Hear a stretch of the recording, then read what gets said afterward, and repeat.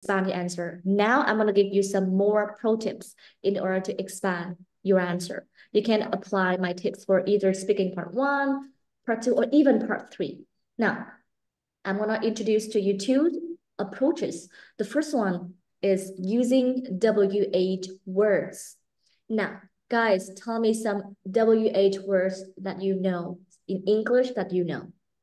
Which, Which, when, when, why, I, who, whose, how there. So we have quite a lot WH words in English. So by asking yourself one of these WH words, you will have more to say.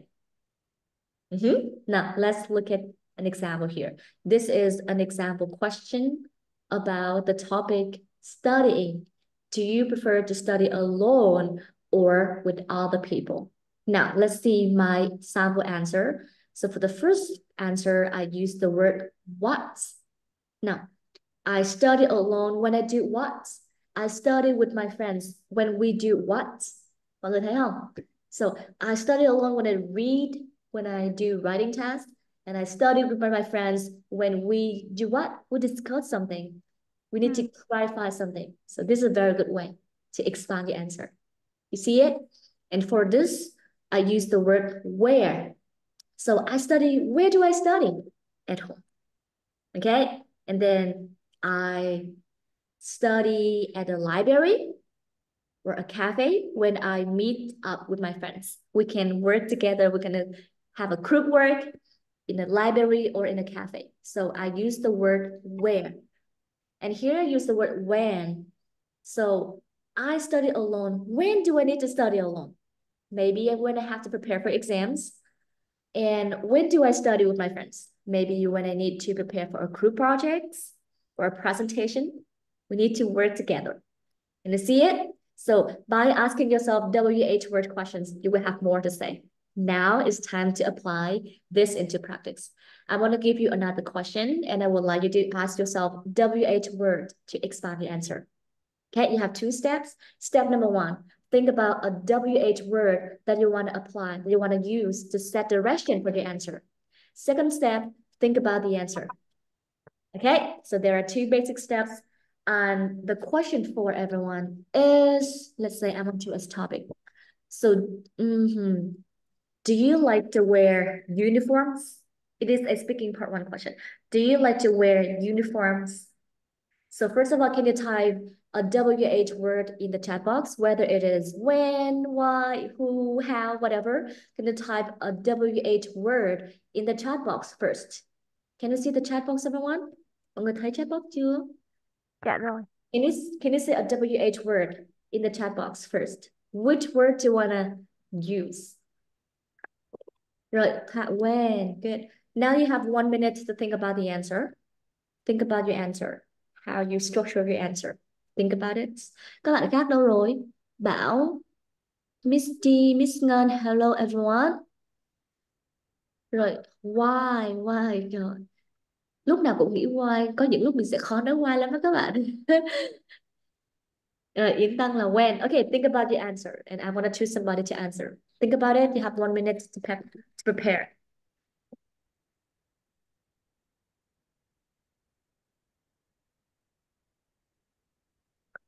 Think about it.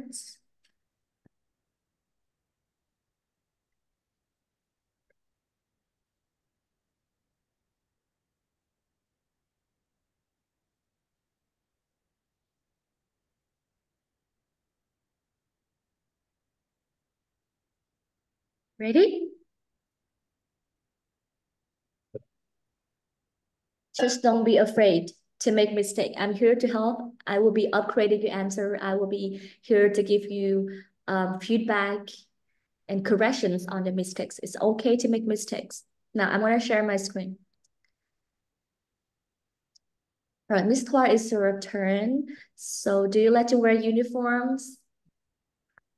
Actually, it depends on the occasion that I am in. For example, when I work for the company, I would like to choose the uniforms because I often get up late in the morning, so I don't need to choose the clothes that I wear that day.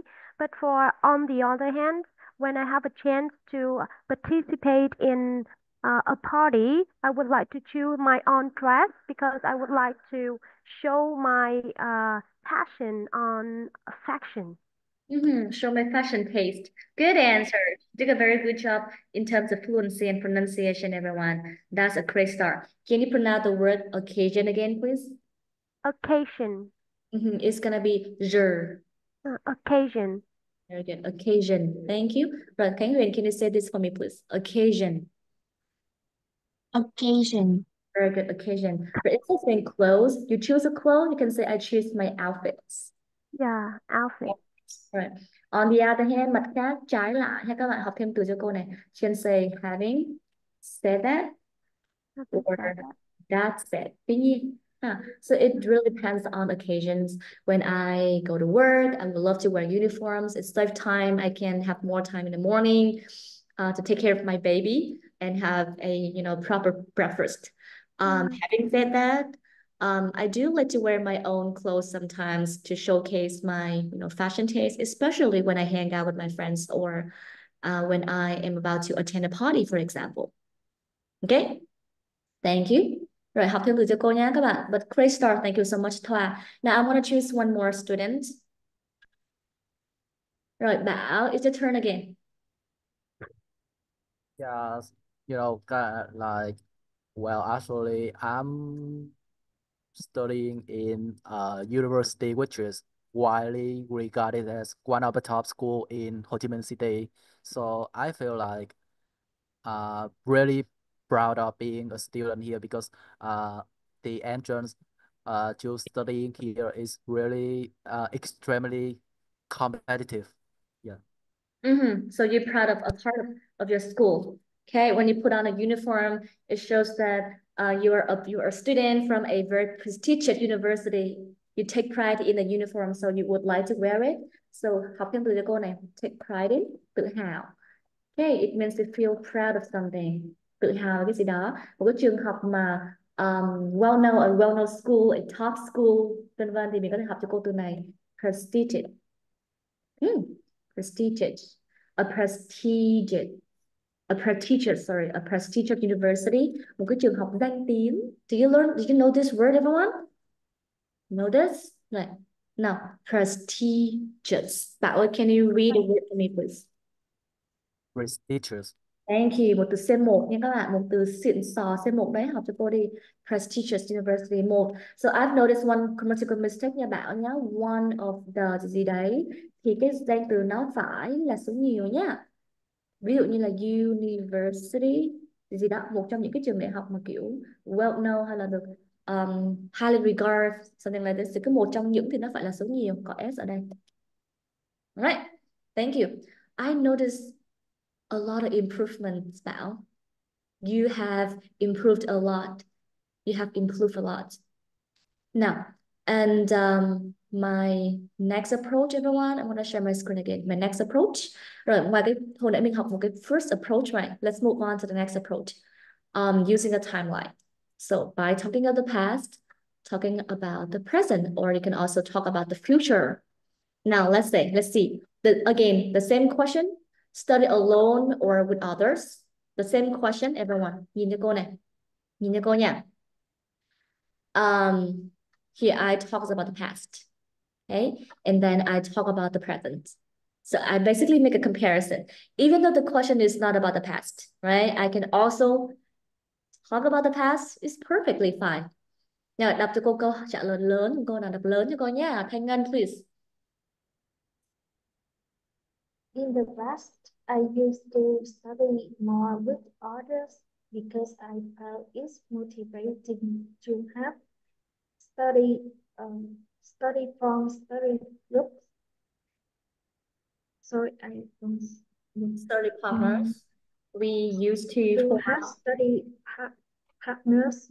We used to form study groups in high school, which has me stay focused. But now I prefer studying alone most of the time because I find it easier to concentrate. and manage my own time. Own time. Thank you. Right, try to link sounds together. Find it. Okay, so linking can really help you to improve your fluency because it helps you to speak faster. So try to link sounds together whenever you can. And remember ending sound helped. Thank you. You need to practice speaking more and like increase the speed. You need to speed up more. All right. Mọi người thấy chưa? Mình nói về quá khứ nhé. Now, for the same question, I talk about the future. Rồi, Khánh Huyền, can you read the answer for me, please? I prefer studying alone most of the time because I find it easier to concentrate and manage my own time. It is very efficient when I need to prepare for exams or complete assignments. I guess in the future, I might continue to study alone more as it suits my learning style. Thank you. Your pronunciation is clear. However, you mispronounced some words. Now, everyone, can you pronounce this word again for me? Everyone? It should be Efficient. Efficient. Yeah, it should be efficient. Và từ này, cả lớp? Continue. Not really. Now, it should be Continue. continue. Hey, it should be continue. Continue. Rồi, bạn có phát âm sai đúng không? Chưa thêm nối âm này find it. Quá dễ để mình nối, đừng có bỏ qua cơ hội này các bạn. Ha? Thứ nhất mình nối là mình sẽ nói nhanh hơn. Thứ hai nữa nó sẽ cho mình điểm phần pronunciation. Một trong những cái advanced pronunciation features là connected speech, linking sounds. Và contraction nữa. Chịu khó tập nhiều hơn các bạn, chứ không phải đọc rõ từng từ là mình có điểm đâu nhé. Chỗ nào nối được phải nối. Most of the time, find it. As it. So I might continue to study alone more as it suits my learning style. Đó, chỗ nào mình đọc nối được thì mình nối đó. Right, so using timeline is another top tip for you to expand the answer. I'm going to give you another IELTS speaking part 1 question, and I would like everyone to apply this approach, to implement the second approach in your answer. Now, I'm going to choose a question randomly here.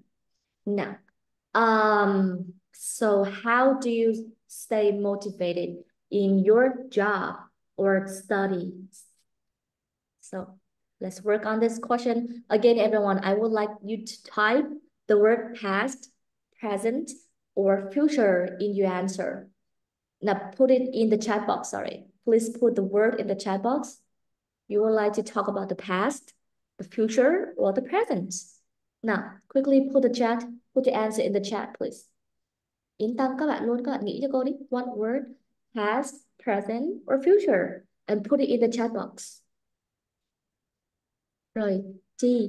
Okay, cool. Now you have 1 minute to prepare. Tập nói về những cái khác nữa đi các bạn. Nói thêm những cái khác nó mới dài. Mình nói hiện tại nhiều khi mình không có nói dài được. Bảo, how about you? Rồi Yến tăng pass là pass CT nhé Bảo. Yến pass CT nhé Yến.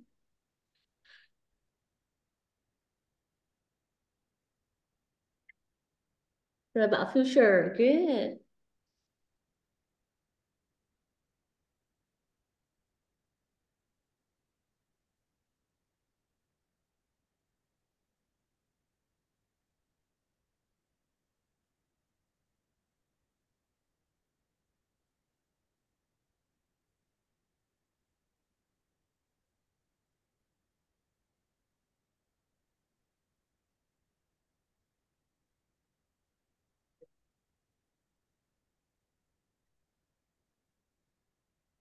Are you ready, everyone? Miss G, are you ready? I want to share my screen again, and I want to choose somebody randomly. Okay, Ina, it's your turn. So what do you do to stay focused, stay motivated? Can you answer the question, please? Well, as I remember, when I was young, I have no motivation for school, for study. I just go to school because my parents forced me to go to school. And everyone asked my have to study, so I do that.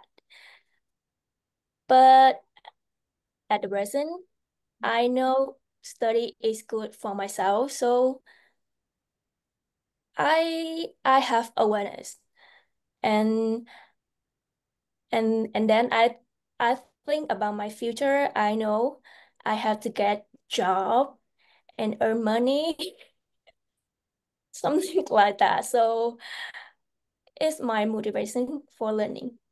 Good. That's good, right? That's a good answer, isn't it, everyone?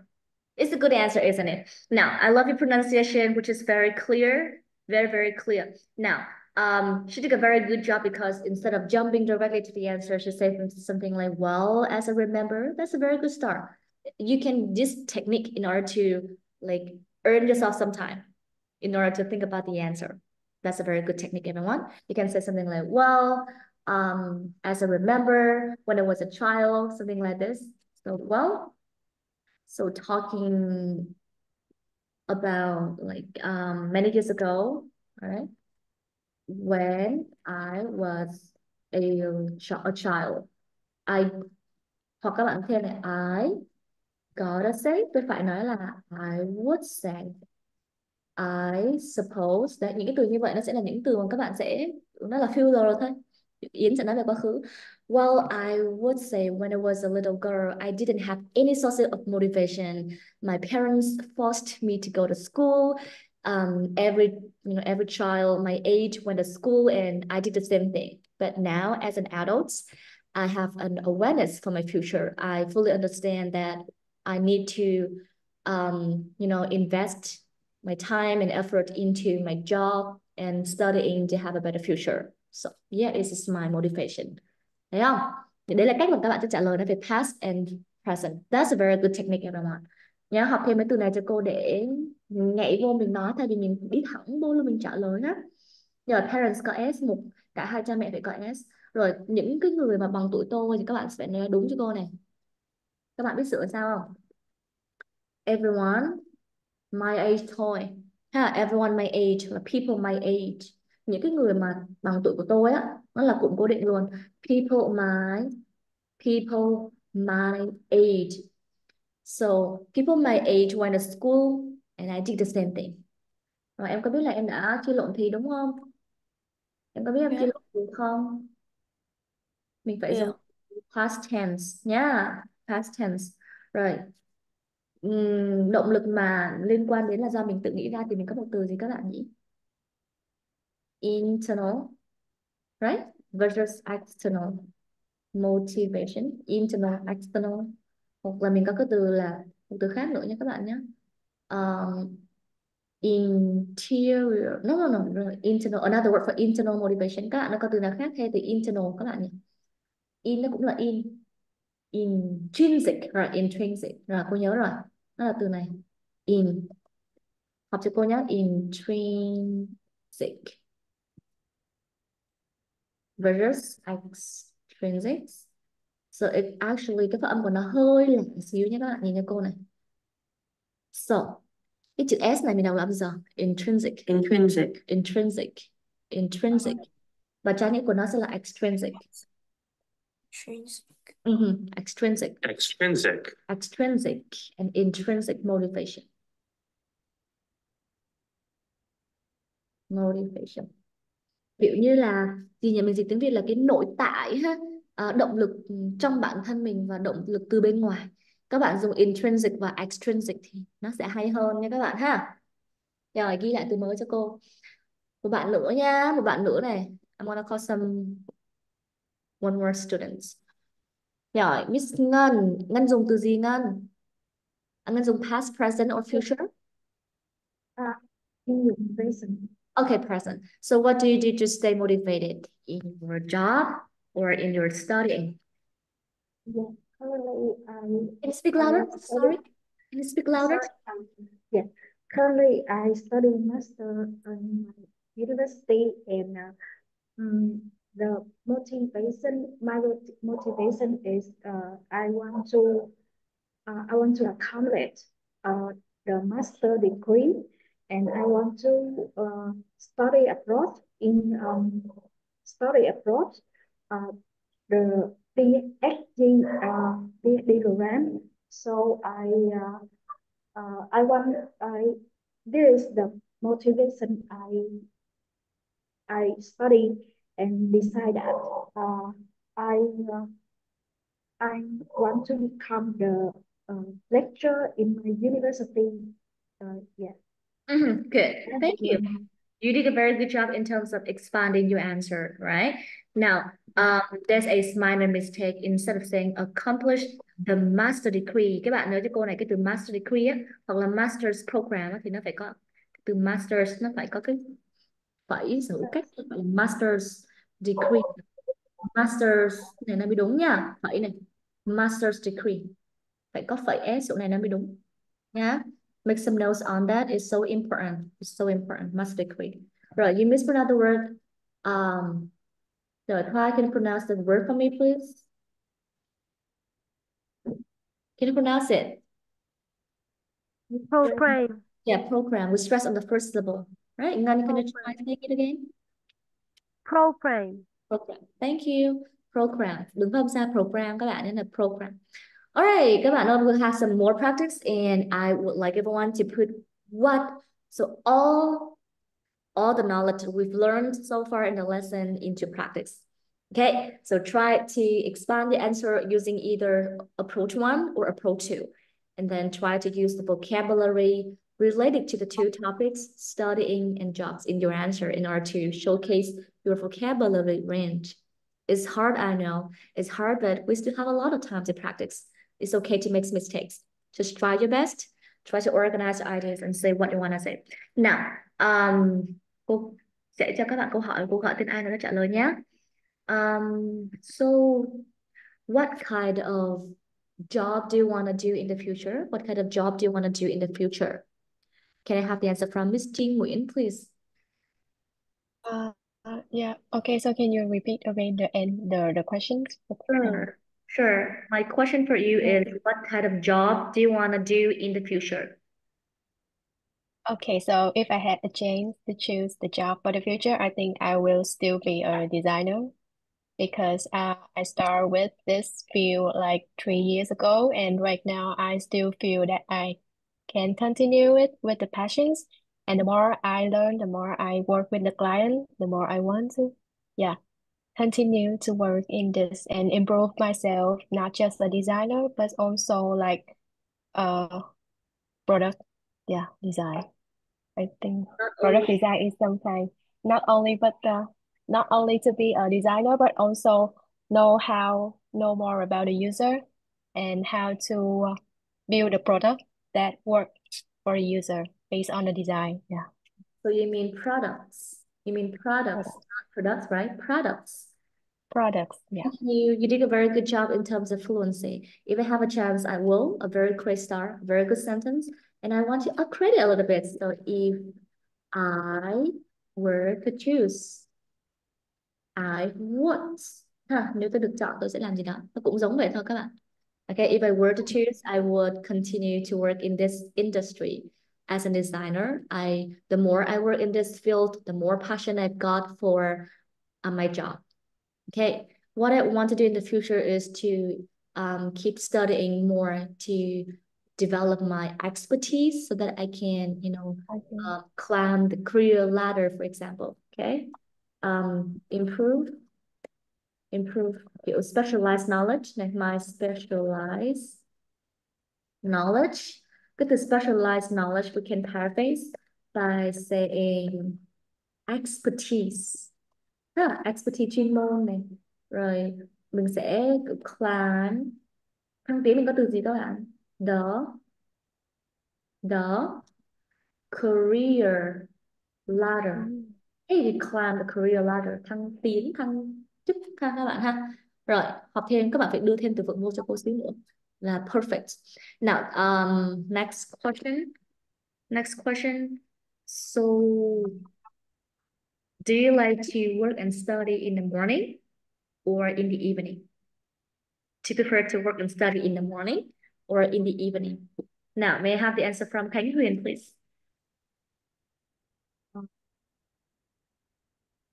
Morning time I or evening no, time? No, go. Can you start now? I like to start studying in the evening time because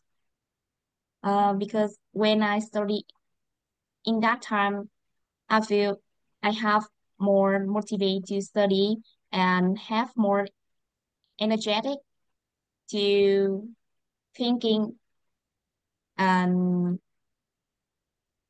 um, to thinking and resolving the matter better. Mm-hmm. So you mean in the morning you have more energy. You are not so energetic is an adjective. I am more energetic. I have more energy. Okay. Rồi I have motivation. Thì motivation là danh từ mà em phải nói là I have motivation chứ. Đúng không? Hoặc là I am motivated. Cẩn thận với cái việc dùng lại từ nhá. Rồi diễn tả lại cho cô. So in the morning I tend to be more energetic. Again. I say that for me please. I tend to have more. Em nói đi em. Em nói đi em. Energetic. I tend to have more energetic In in the the morning. It means that I can stay focused better in the morning to resolve problems. So I gotta say I much prefer to work or study in the morning when I have full of energy. Vậy thôi. Được không? Và mình có muốn thể so sánh mình đó là in contrast, at night I tend to be tired because I have spent the entire day working and studying and thinking, and my brain, my body is, totally worn out. So I don't have any energy left to keep studying or working at night. Alright, kiểu mình quá mệt mỏi rồi thì mình có từ này so tired. So tired, you can say worn out, kiểu hoàn toàn kiểu kiệt sức rồi. Nó giống từ exhausted mà các bạn biết đấy.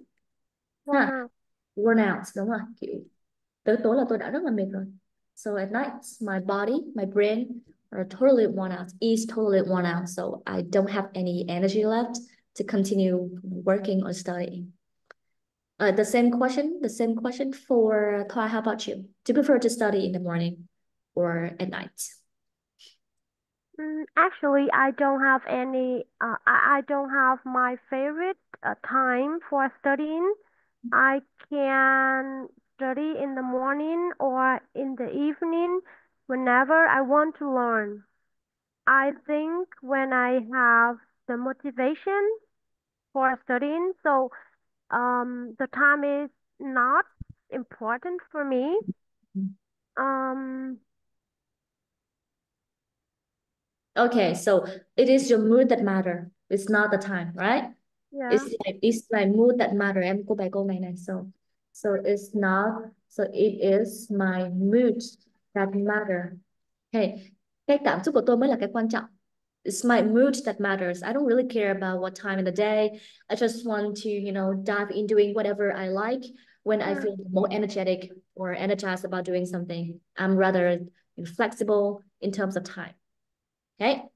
Học thêm cho cô câu này nhé. Ví dụ mình nói là đúng rồi, it's my mood that matters. I don't really care about time. Time isn't the matter. The time doesn't matter. I can study whenever I feel like I have motivation.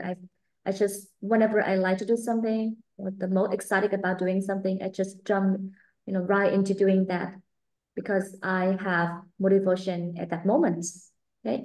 I just jump into doing something that I feel the most excited about. Okay. Tôi sẽ nhảy vô làm bất cứ cái gì mà kiểu lúc đó tôi cảm thấy hào hứng nhất. Vậy thôi. Nó rất là đơn giản nhưng mà rất là tự nhiên các bạn. Rồi, one more question everyone. Các bạn ơi, cố gắng dùng các từ để hỏi ha. Hoặc là past, future, present. Dùng những cái technique mà cô đưa vào cho các bạn để mình tập thêm nhá. Now, one more question everyone. So,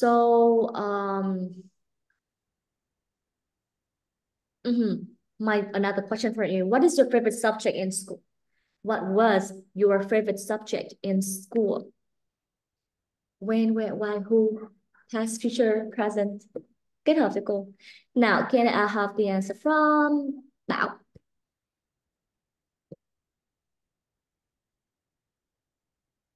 Say something. Actually, yep, louder, please. yeah, actually in my university, every subject has the same content together, you know, like it just learned how to coding and learn about algorithm, some stuff like that. It just it doesn't have any difference with another object, another subject, you know, like. So I think the best subject I like is maybe Ok. Rồi, bây giờ cô nói là algo. buồn ngủ rồi đúng không? Buồn ngủ rồi đúng không? Sao hồi nãy cô thấy thể hiện lúc nó mà tự nhiên cái câu này nó nói chuyện nonsense dễ sợ luôn, không có make sense gì hết. Cái gì mà have the same content together, ai bài em bảo hả? All the subjects are pretty much similar, được không? They just have the same content, similar content. Thứ nhất, phải không sai, không ai đọc là content cả, anh đọc là content, danh từ phải là content. Bạn mà đọc là content là bạn đang dùng một cái nét nghĩa khác của từ này rồi. Mình có đọc là content nhưng mà mình đọc là content với khi và chỉ khi nó là tính từ với nghĩa là hạnh phúc thì các bạn đọc là content. Content. Content. Thế là bạn dùng nó với nghĩa là vui vẻ hạnh phúc á. Content with something là vui vẻ hạnh phúc. Anh ta rất hài lòng với lại cái ngôi vị thứ ba, cái giải ba, content. Còn em dùng nó với nghĩa là nội dung nó phải là content. Nhớ chưa? Không đọc sai nữa nhá, không được đọc sai nữa, cô bài một lần là nhớ mãi luôn. Ở câu này nó quá sai luôn. Ví dụ như mình nói là so all the subject so are pretty much, khá là tương tự nhau, pretty much similar with the same content about coding, something like this. Rồi the best subject that I like, ai bài cái từ the best đi với từ danh từ best mà cộng với lại một danh từ nó có nghĩa là cái gì? Giỏi nhất. Best mà đứng với danh từ là giỏi nhất, có phải the best student là cái học sinh giỏi nhất không? Đúng không? Thế sao em lại nói là cái môn học giỏi nhất? Ai? Cái môn học đâu có giỏi nhất, đúng không? So the subject I like thôi. Nhớ chưa? Like best cộng với lại một cái danh từ là cái đó là cái thứ nhất. Đúng không? Đúng không mọi người? The best food, món ngon nhất. The best student, học sinh giỏi nhất. Đúng chưa? Đúng không? Còn best mà em cộng với lại một cái tính từ dài vần thì lúc này nó sẽ là gì? So sánh nhất. The, sorry không phải tính từ dài vần. Đúng rồi, tính từ ngắn vần các bạn, đúng không? Ngắn hay dài vần thì nhỉ? The best, wait, không phải EST chứ, cô lộn rồi. The most. The most mới là so sánh, là just the most cộng với lại một cái tính từ thì lúc này nó mới là, Dài. được chưa? Còn các bạn best cộng với danh từ nó là cái nhất luôn. Best student, best food, the best match. Đó, không có bỏ best vào đây nữa. Nói chung là cái câu trả lời nó rất là nonsense. Ví dụ cô bạn bảo sẽ quay về cái việc là bạn không có cái môn nào hết, đúng không? Tại nó cũng giống nhau. Bạn đang nói về hiện tại, được chưa? Nhưng mà basically my question is about the past. You have to listen to my question carefully. My original question is, what was your favorite subject in school? So you got to talk about the past first. Okay? You can say something like, in the past, I was passionate for math. Right? I often got great score and high scores for math exams. So usually I ace all my math exams. But now in university, I gotta say, I don't, have any particular favorite subject because all the subjects in school are pretty much similar with the same content. So yep, now I don't have any favorite subject. Được chưa? Bạn nói về quá khứ, rồi bạn nói về hiện tại. Và bạn phải nói về quá khứ nha, tại bạn không nói về quá khứ là bạn mất điểm đó, tại vì câu hỏi của cô là quá khứ mà. Câu hỏi của cô là quá khứ mà. So, what was your favorite subject in school? Đấy. Phải nghe kỹ câu hỏi nhé, không là mình mất điểm đấy nha. Rồi, the same question for, now, may I have the answer from Intan? How about you? Well, honestly, in the past, when I was in my secondary school and high school, I have no favorite subject. And I especially hate math. But now in university, I have a kind of weird subject that Vietnamese language. It give me a lot of surprises. And I think I like that subject because I figure out I have a lot of mistakes In in Vietnamese. the way in Vietnamese, and that kind of strange because I'm a Vietnamese. Mhm. So that's why I like that subject. Cool, lovely. I love your answer. So, I love the way she contract the word kind of by saying kind of weird. I figure out a lot of beautiful phrases in your answer. Very, very natural. Kind of weird. Bạn làm rất tốt luôn các bạn. Mình học hỏi bạn nhé. Instead of saying mình thì thường mình sẽ nói là gì? Kind of đúng không? Thì mình đọc là it's kind of weird. Kind of. Rồi nối âm nữa thì tuyệt hảo luôn. Nãy bạn đọc chưa nối âm. Đọc lại giùm cô được không? Cái In nào figure, figure figure out. figure figure out. Figure out, đúng rồi, nối âm nữa là nó hay nữa ha. Figure out, phát hiện ra ha. I figure out that I made a lot of mistakes in Vietnamese, even though it's my mother tongue. So it's really amazed me, right? Làm tôi ngạc nhiên, it gives me a lot of surprise. It amaze. Các bạn, mình học từ thêm nhé. Amaze là make somebody surprised. It really amazed me. Or you may say, to my surprise, tôi thực sự ngạc nhiên bởi vì cái điều gì đó. So you can say something like, to my surprise. Rồi, I tend to make a lot of mistakes. In Vietnamese. Despite the fact that, how they beautiful, it is my Mother tongue. my mother tongue. Thank you. Rồi, my mother tongue. Đọc cho cô cái câu trên bảng, đọc lớn cho cô đi nào. Ngân đọc lớn nào.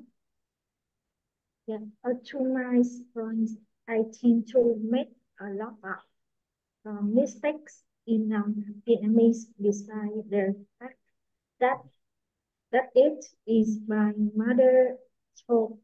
Mother tongue rồi, ok. Cô bài. Lớp mình có một số bạn phong rất hay luôn, nhưng mà cái này cô bài một lần nữa để các bạn sửa nhá. Đặc biệt là Ngân nè, mình không có trớn cái giọng mình cao lên như vậy, mình không đọc là I make a lot of mistake. Despite the fact that it is, các bạn thấy không? Mình đang nói rất Vietnamese luôn. Mặc dù là nó không có làm cho bạn mất điểm, nhưng mà nó không có hay. Tại vì người ta nghe vẫn hiểu, nó có minimal impact on comprehensibility thì mình vẫn có điểm thôi, nhưng mà mình phải đè cái giọng xuống, nó sẽ nghe mình nghe mình nói sẽ hay hơn các bạn. Mình nói sao đây cả lớp? Thay vì nói là I make a lot of mistake, các bạn nói sao cả lớp? Make a lot of. Yeah, I make a lot of mistakes. Mistake nhân âm 2, các bạn nhớ cho cô nha. Âm 2, mistakes. I tend to make a lot of mistakes. Nghe khác hẳn luôn, sang xịn mịn hẳn luôn. Rồi Ngân, nói lại cô nghe cả cụm. I tend to make a lot of mistakes. Đỡ hơn nhưng mà đừng có make nữa. Make. Đúng rồi. Về nhà tập đi em cứ tập thêm dấu nặng và tất cả mọi từ trong tiếng Anh là tự nhiên cái giọng em khác liền. Đó. I tend to make a lot of mistakes. Đọc kiểu như vậy đi. Xong mai mốt là tự nhiên nó cao lên xíu nữa là nó ra tự nhiên. Mình tập thì mình cứ đè hết cỡ xuống cho cô. Tiếp tục chỗ này, the fact that it is là nghe biết không hay rồi. Các bạn đọc sao ạ? Hello? The fact that Dạ. Tiếp tục chỗ này. it is my mother tongue. Đè xuống tí nữa. Gì đây?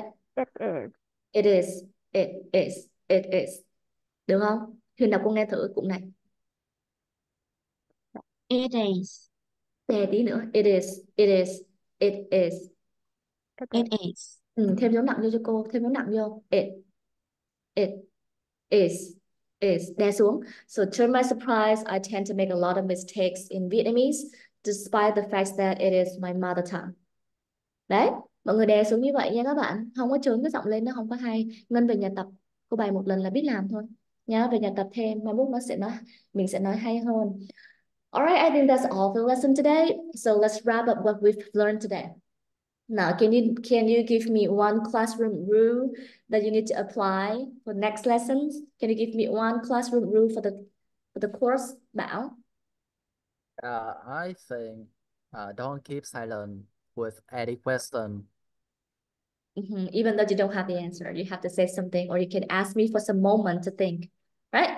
So one classroom rule. The first approach, if you want to expand the answer, Miss Chi. If I want to expand my answer, I think I will using the WH word Thank you. or the using and timeline too. Yeah. Thank you. Thank you. Can you give me one collocation that we've learned today, Khánh Huyền? Pull an all-nighter. A pull an all-nighter. It means that you Học xuyên đêm. okay, làm cái gì đó xuyên đêm, có thể là làm việc cũng được em ha. One more collocation that you've learned today, Thoát. Pass with a pass with flying colors. Colors, pass with flying colors. Pass vừa thôi, đừng dấu sắc quá. Nếu cô muốn nói là Thoa nhìn mệt quá, you seem so tired, em paraphrase cô đi, Thoa.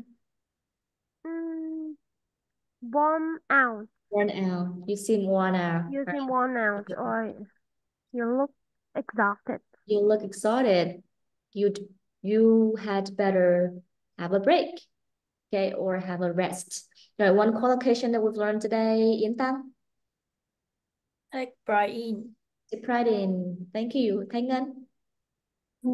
Go the extra mile. Go the extra mile. What does this mean? To make additional effort. Okay, to make additional effort. It means to try doing something, right? You try to do something, cố gắng nỗ lực làm gì đấy. Thank you so much everyone. Cô sẽ ra bài tập trên Google Classroom mọi người nha.